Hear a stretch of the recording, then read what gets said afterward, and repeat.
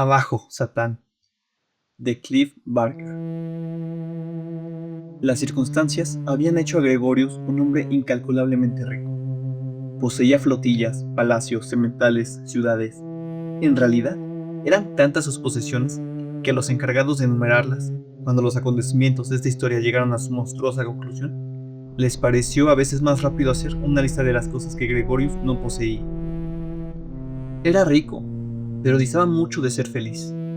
Lo habían criado en la religión católica, y en sus primeros años, antes de su vertiginoso ascenso a la fortuna, había encontrado solaz en la fe, pero la abandonó luego, y a la edad de 55 años, con el mundo a sus pies, despertó una noche para descubrir que carecía de Dios.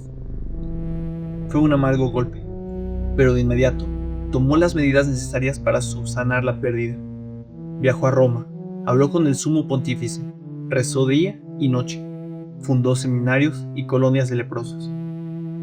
Pero Dios se negaba a mostrarle siquiera la uña del dedo gordo del pie. Al parecer, Gregorius estaba dejado de la mano de Dios.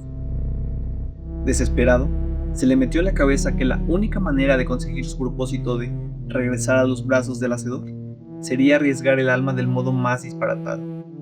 La idea tenía sus méritos. Supongamos que lograra concertar un encuentro con Satán, el enemigo mayor, es lo que pensaba Gregorius.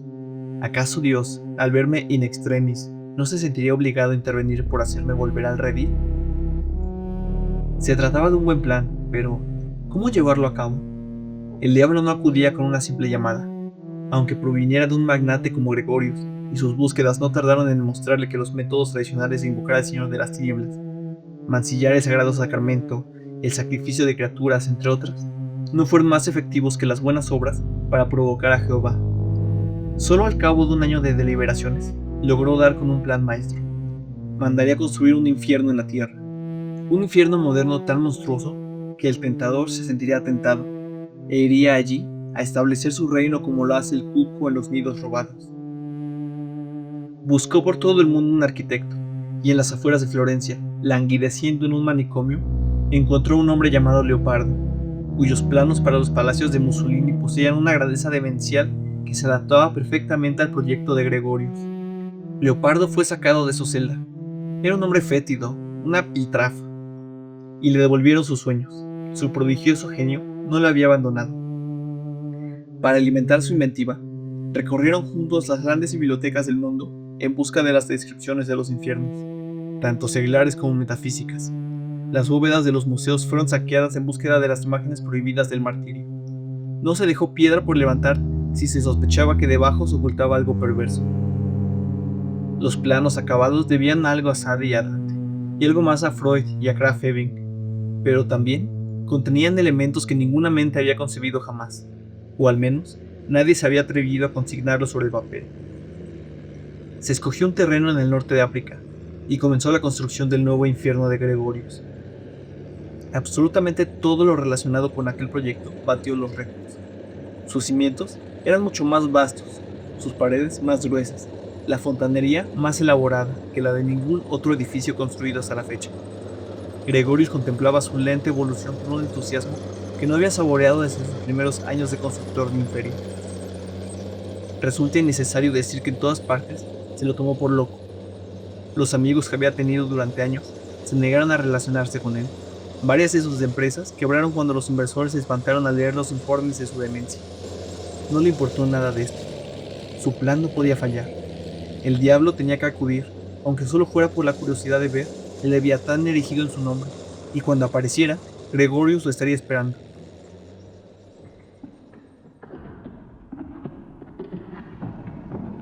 Las obras tardaron 4 años, y se llevaron la mejor parte de la fortuna de Gregorius. El edificio terminado tenía el tamaño de media docena de catedrales, y albergaba todas las instalaciones que el ángel de las tinieblas pudiera desear. Tras sus muros había fuegos, de modo que desplazarse por sus muchos corredores constituía una agonía insoportable. Las habitaciones que daban a esos corredores contaban con todos los dispositivos imaginables de tortura: agujas, parrillas, cepos, cualquier instrumento que el genio de los torturadores de Satán hubiera utilizado. Había hornos grandes, como para quemar familias enteras, piscinas hondas como para ahogar generaciones. El nuevo infierno era una atrocidad a la espera de un suceder. El nuevo infierno era una atrocidad a la espera de suceder. Una celebración de la inhumanidad a la que solo le faltaba su causa primera. Los constructores se marcharon agradecidos. Entre ellos se rumoreaba que hacía tiempo que Satán vigilaba la construcción en su domo del placer. Algunos llegaron a sostener que lo habían visto en los niveles más profundos, donde el frío era tan intenso que helaba la orina en la vejiga. Existían pruebas que respaldaban esa creencia en las presencias sobrenaturales cernidas sobre el edificio a medida que éste alcanzaba su término. Un ejemplo fue la cruel muerte de Leopardo. Se había arrojado, o como pensaban los supersticiosos, había sido lanzado por la ventana del 6º piso del hotel donde se hospedaba. Fue sepultado con la debida extravagancia. De modo que solo, en el infierno, Gregorius se dedicó a esperar. No tuvo que esperar mucho.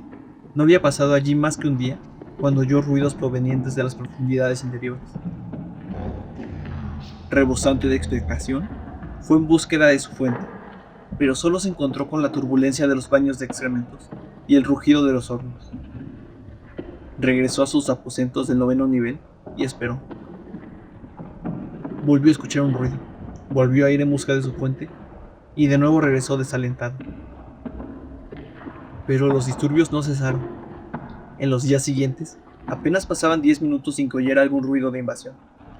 El príncipe de las tinieblas estaba allí. A Gregorius no le cabía duda, pero se mantenía en las sombras. Gregorius se conformó con seguirle el juego. Al fin y al cabo, era la fiesta del demonio, y a él le tocaba participar en el juego que escogiese. En los largos y a veces solitarios meses que siguieron, Gregorius se aburrió de jugar al escondite y comenzó a exigirle a Satán que se mostrara. El eco de su voz se perdía por los desiertos pasillos sin obtener respuesta, hasta que la garganta se le irritó de tanto gritar. Y a partir de entonces, continuó su búsqueda en forma silenciosa, con la esperanza de sorprender a su inquilino. Pero el ángel apóstata siempre huía antes que Gregorius lograra acercarse, lo bastante como para verlo. Jugarían el juego hasta cansarse, Satán y él, persiguiéndose a través de hielos, fuegos, hielos otra vez. Gregorius se decía que debía tener paciencia. El diablo ya había acudido, ¿no? ¿Acaso en el picaporte no había dejado la señal de su dedo? ¿Y no había también excrementos suyos en las escaleras? Tarde o temprano, el supremo malvado revelaría su rostro, y Gregorius le escupiría la cara. El mundo exterior prosiguió su camino, y Gregorius fue incluido en el mismo grupo que otros reclusos arruinados por las riquezas. Su locura, término con el que se conocía su obra, no carecía del todo de visitantes. Algunos le habían amado demasiado como para olvidarlo. Unos pocos que habían sacado provecho de él esperaban aprovecharse aún más de su locura, y se atrevieron a trasponer la puerta del nuevo infierno. Estos visitantes realizaron el viaje sin anunciar sus intenciones, temerosos de encontrarse con la desaprobación de sus amigos. Las investigaciones para esclarecer su desaparición jamás lograron ir más allá de África del Norte. Y en su locura, Gregorius seguía persiguiendo a la serpiente, y ésta lo eludía, no sin dejar más y más terribles señales de su presencia a medida que pasaban los meses. Fue la esposa de uno de los visitantes desaparecidos quien finalmente descubrió la verdad, y advirtió a las autoridades. La locura de Gregorius fue puesta bajo vigilancia, y finalmente, unos 3 años después de terminada, un cuarteto de funcionarios tuvieron la bravura de trasponer la puerta. Sin el debido mantenimiento, la locura había comenzado a deteriorarse de mala manera. En muchos de los niveles fallaban las luces, las paredes se habían enfriado, sus pozos de alquitrán se habían solidificado. A medida que los funcionarios se internaron en las bóvedas oscuras en búsqueda de Gregorius, hallaron amplias evidencias de que, a pesar de su decrépita condición, el nuevo infierno continuaba en perfecto funcionamiento. En todos los hornos había cuerpos con caras enormes y negras. En muchos cuartos había restos humanos sentados y colgados, degollados o descuartizados. El terror de los funcionarios fue creciendo con cada puerta que abrían, con cada nueva abominación en la que posaban los febriles ojos. 2 de los 4 que traspusieron la puerta jamás llegaron a la cámara del centro. El terror pudo con ellos mucho antes, y huyeron para ser acechados en algún pasadizo sin salida, y añadidos a los cientos que habían perecido en la locura desde que Satán fijara allí su residencia. De los 2 que finalmente desenmascararon al culpable, solo uno tuvo el coraje de contar lo que vio. aunque las escenas que presenció en el corazón de la locura eran demasiado terribles para expresarlas en palabras. No había señales de Satán, naturalmente. Allí solo se encontraba Gregorius, el maestro constructor. Al no hallar a nadie que habitara la casa que tantos sudores le costara, la había ocupado él mismo. Le acompañaban unos cuantos discípulos que había logrado reunir a lo largo de los años. Al igual que él, parecían criaturas corrientes. Pero en el edificio no había instrumento de tortura del que no hubieran hecho un uso prolijo y despiadado. Gregorius no se resistió al arresto. En realidad, pareció satisfecho de contar con una plataforma desde la que vanagloriarse de sus carnicerías. Posteriormente, durante el juicio al que fue sometido, habló libremente de su ambición, de sus apetitos, de toda la sangre que seguiría derramando si lo dejaban en libertad. Juró que sería suficiente como para ahogar todas las creencias y sus ilusiones. Pero aquello le supo a poco, porque Dios se pudría en el paraíso y Satán en el abismo.